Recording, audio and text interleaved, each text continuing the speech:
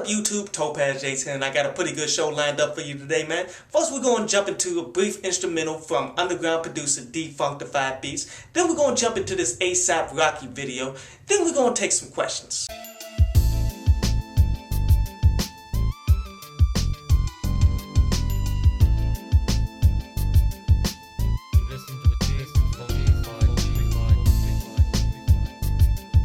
So this ASAP Rocky video for that Jukebox Joints, man, actually that was one of my favorite songs off of that album and such, so I was pretty excited to see some visuals for it. Now when they opened up on like some 1950 shit, when they like standing outside and rapping and such, which it would have been more true if they were singing, but still, that was pretty damn interesting. And then how they jumped from that to what seemed to be 90s with the pages and all that shit and card days where they taking acid and shit. I'm like, okay, this gotta be more than what it actually seems to be. But after watching it a bunch of damn times, I realized, not really. All this is him banging hoes, getting high, getting caught up with these three chicks. And that's pretty disappointing because this video seemed to have the potential you did to actually tell a pretty decent story here, but really didn't happen that way. And quite honestly, I'm all for anybody getting high on your choice of drugs and such, man, but these types of videos, they do kind of glamorize it more than what it actually is. But I honestly support all this expression a little more, so I'm like, people need to use common sense and not do these types of drugs because it looks so damn glamorous. But overall, I don't feel as though this video adds or takes away from this song, man. One that I still recommend for people.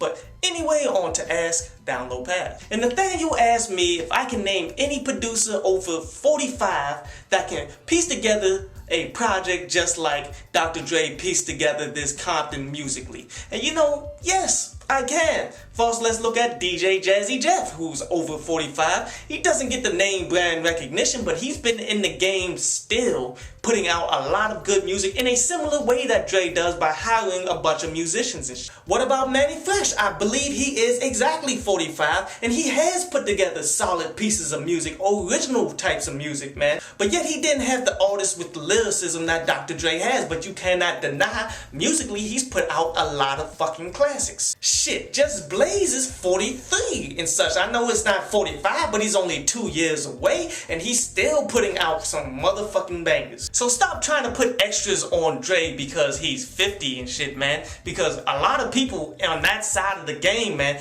they last. And T Gooch and a bunch of people like, man, how could I say that this Dr. Dre is a horrible album, this Compton? And where the fuck did I say that in that entire review? Now, what these people are pretty much holding on to for dear life is me saying that the album is 5 out of 10. But what did I specifically say?